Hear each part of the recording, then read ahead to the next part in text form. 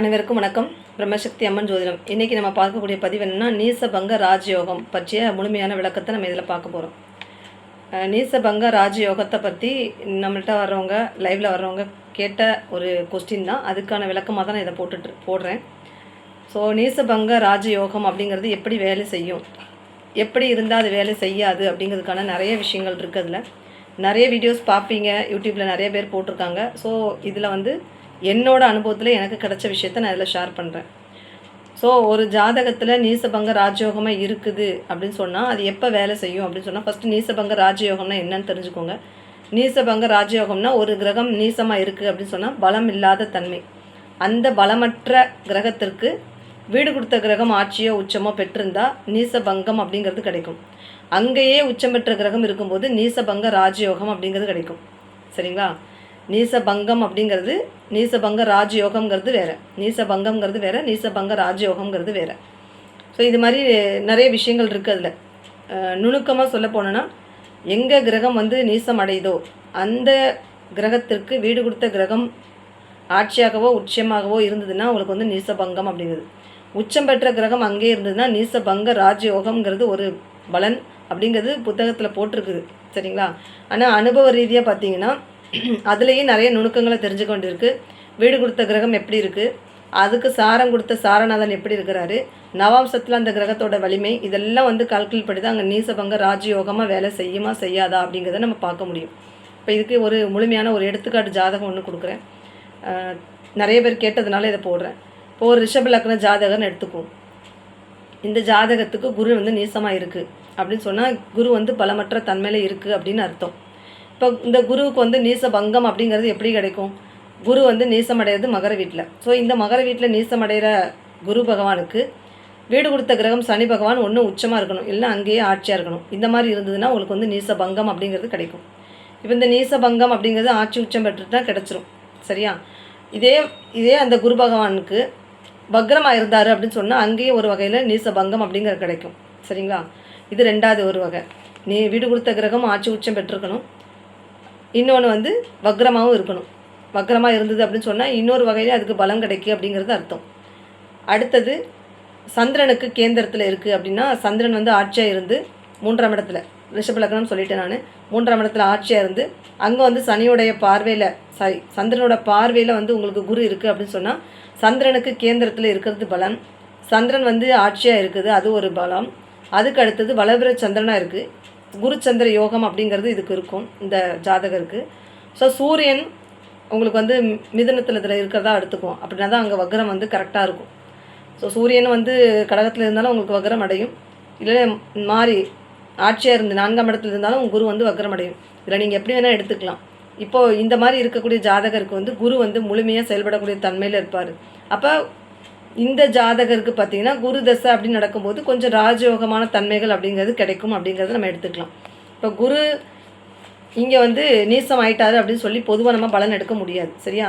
அப்போது இந்த நீசமடைஞ்ச குரு பகவானுக்கு வீடு கொடுத்த கிரகம் உச்சம் பெற்றிருக்குது, சந்திரனுக்கு கேந்திரத்தில் இருக்குது, வக்ரமாக இருக்குது, இப்படி பல வகையில். இன்னொரு வகையிலையும் அங்கே பலம் அடையுது அப்படின்னு சொன்னால் செவ்வாய் உங்களுக்கு உச்சம் பெற்று அங்கேயே இருக்குதுன்னு வச்சுக்கோங்களேன். ஸோ இப்போது நிறைய வகையில் குருக்கு பலம் அப்படிங்கிறது கிடச்சிருக்கு. சரியா? இது நீசபங்க ராஜயோகமான தன்மையில் இந்த குரு பகவான் வேலை செய்ய தயாராக இருக்கார் அப்படிங்கிறது அர்த்தம். பட் இங்கே குரு யார் அப்படின்னு பார்த்தீங்கன்னா ரிஷப லக்னத்துக்கு 8ஆம் பாவாதிபதி. சரிங்களா? ஆனால் லக்னத்துக்கு சுபர்கள் ராஜயோகத்தை செய்கிற மாதிரி அமைப்பில் இருந்துச்சுன்னா அவங்களுக்கு நல்ல விதமான பலன்கள் அப்படிங்கிறது நிறைய கிடைக்கும்.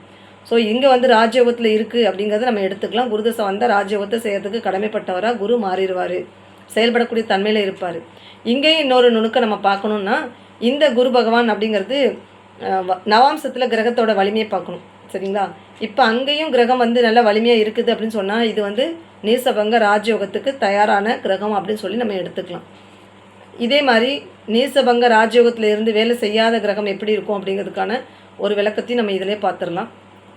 இது நம்ம லைவுக்கு கேட்டவரோட ஜாதக அமைப்பு தான், அதையும் நான் உங்களுக்கு சொல்கிறேன். ஏன் அப்படி நீசபங்க ராஜயோகமான அந்த தன்மை அப்படிங்கிறது இருந்தும் ஏன் அது செயல்பட முடியாத தன்மையில் இருக்குது அப்படிங்கிறதுக்கான ஒரு விளக்கம் தான் அதுவும். இப்போ பார்த்திங்கன்னா உங்களுக்கு விளக்கம் நல்லா புரிஞ்சிருக்கும்னு நினைக்கிறேன். இதில் எதனா சந்தேகம் இருந்துச்சுன்னு சொன்னால் இந்த வீடியோக்கு கீழே நீங்கள் வந்து கமெண்ட்ஸில் போடுங்க. இது மாதிரி உங்களுக்கு எதனா புரியலை அப்படின்னு சொன்னீங்கனாலும் நீங்கள் கமெண்ட்ஸ் போடும்போது அதுக்கு தகுந்த மாதிரி உங்களுக்கு நான் வீடியோ வந்து நான் ரெடி பண்ணி போடுறேன். அடுத்தது பார்த்திங்கன்னா, இதே ரிஷப லக்ன ஜாதகர்னு வச்சுக்கோங்க.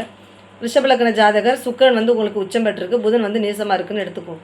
இப்போ உச்சம் பெற்ற கிரகத்தோடு அங்கே புதன் இருக்கிறதுனால நீசபங்க ராஜயோகம் சொல்லி நம்ம எடுத்துக்கலாம். புத்தகத்தில் அப்படி தான் போட்டிருக்குது. ஸோ நம்ம அப்படி தான் எடுத்துக்குவோம், நீசபங்க ராஜயோகமாக இருக்கும் அப்படின்ட்டு. ஸோ இங்கே வீடு கொடுத்த கிரகம் உங்களுக்கு வந்து நல்ல பலமாக இல்லை அப்படின்னு சொன்னால், சப்போஸ் வீடு கொடுத்த கிரகம் உங்களுக்கு வந்து நீசமாக இருக்குது அப்படின்னு சொன்னால் புதனுக்கு மேலும் பலகீனம் அப்படிங்கிறது வந்துடும். சரியா, வந்துடும். அதுக்கு அடுத்தது நீசம் பெற்ற கிரகத்தோடு சுக்கிரன் ஆட்சியாக இருக்குது அப்படின்னு சொன்னால் அங்கே அவருடைய லக்னாதிபதி தான் அங்கே வந்து பலமடைகிறார். லக்னாதிபதி சொல்லக்கூடிய கிரகம் பலமாக இருக்குது அப்படின்னு ஒரு வகையில் நம்ம எடுத்துக்கலாம். இந்த ஜாதகருக்கு வந்து லக்னாதிபதினு சொல்லக்கூடிய கிரகம் உச்சம் பெற்ற அந்த 11ல் இருக்கிறது சிறப்பு. பட் அங்கே சாரம் கொடுத்த சாரநாதன் சொல்லக்கூடிய சனி பகவான் அங்கே நீசம். அப்போ சுக்கிரனே அங்கே பலவீனமாக இருக்கிறாருன்னு தான் அர்த்தம். சரிங்களா? ஸோ நீசபங்கம் ராஜயோகம் வேலை செய்யணும்னா வீடு கொடுத்த கிரகமும் பலமாக இருக்கணும், அங்கே உச்சம் பெற்றிருக்க கிரகமும் பலமாக இருக்கணும். இந்த மாதிரி அடிப்பில் இருந்து அது வந்து உங்களுக்கு நடப்பில் திசை நடத்துச்சுன்னா மட்டும்தான் அந்த ராஜயோகம் அப்படிங்கிறது வேலை செய்யும். நீசபங்க ராஜயோகம் அப்படின்னு இருக்குது அப்படின்னு சொன்னால் மட்டும் அங்கே வேலை செஞ்சிடாது. ஸோ இதில் நிறைய காரணங்கள் நம்ம கண்டுபிடிக்கணும். இதில் வந்து இப்படி இருந்தால் மட்டும்தான் உங்களுக்கு வந்து அது ராஜயோகமாக வேலை செய்யும். ஆனால் புதன் வந்து உங்களுக்கு வந்து நீசபங்க ராஜயோகத்தில் இருந்துச்சுன்னு சொன்னால் தனஸ்தானமும் உங்களுடைய பூர்வ புண்ணியஸ்தானமும் உங்களுக்கு வந்து பலப்படும். ஓரளவு அந்த செயல்களை செய்யக்கூடிய அளவில் உங்களுக்கு புதன் புத்தி காலங்கள் அப்படிங்கிறது கொடுக்கும். சரிங்களா? இங்கே சுக்கரதசையோ புதன் தசையோ வந்துச்சுன்னா அதுக்கான பலன்களை இந்த ஜாதகர் அனுபவிப்பார். அது இல்லாமல் வேறு கிரக தசை நடத்துச்சு அப்படின்னு சொன்னால் அதற்கான பலன் அப்படிங்கிறது அவங்களுக்கு வந்து ரொம்ப கம்மி தான்.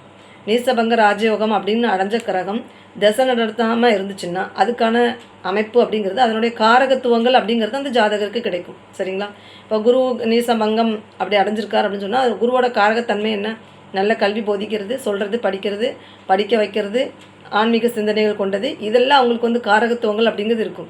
பட் அந்த ஆதிபத்தியத்தை அந்த எந்த ஆதிபத்தியம் வகிக்கிறாங்களோ அந்த ஆதிபத்தியத்தை செயல்படுத்தணும் அப்படின்னு சொன்னாங்கன்னா அந்த ஆதிபத்தியத்துக்கான கிரகம் தசை நடத்தும் போது தான் அது முழுமையான செயல்பாடுகளுக்கு வரும். சரிங்களா? இதுதான் முழுமையான விளக்கம்.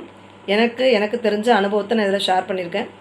உங்களுக்கு உங்களோட ஜாதகத்தில் இதை பொருத்தி பாருங்கள், எந்த அளவில் உங்களுக்கு வந்து பொருந்தி வருது. இதில் வந்து உங்களுக்கு எதனா சந்தேகம் இருந்துச்சுன்னா கீழே வந்து கமெண்ட்ஸில் போடுங்க. சரிங்களா? இது மாதிரி உங்களுக்கு ஏற்கனவே ஜாதகம் பார்க்கக்கூடிய விஷயங்களில் உங்களுக்கு ஏற்படக்கூடிய சந்தேகங்களை நீங்கள் போடுங்க. அதுக்கு தகுந்த மாதிரி நான் உங்களுக்கு வந்து வீடியோ ரெடி பண்ணி போடுறேன். குழப்பத்திற்கான உங்களுக்கு தெளிவாக உங்களுக்கு வீடியோ கிடைக்கணும், இது மாதிரி எனக்கு சந்தேகங்கள் இருக்குது அப்படின்னு நீங்கள் சொன்னீங்கன்னா அதை நீங்கள் கீழே ஷேர் பண்ணுங்கள். நான் செக் பண்ணிவிட்டு உங்களுக்கு வந்து வீடியோ ரெடி பண்ணி போடுறேன். இதே மாதிரி புதிய தலைப்போடு மீண்டும் ஒரு நல்ல கருத்துக்களோடு மீண்டும் சந்திக்கிறேன். நன்றி, வணக்கம். ஜோதிடம் சம்மந்தப்பட்ட முழுமையான ஜோதிட பலன்கள் தெரிந்து கொள்ள விரும்புபவர்கள் வாட்ஸ்அப்பில் தொடர்பு கொள்ளவும். தயவு செஞ்சு ஃபோன் பண்ணாதீங்க.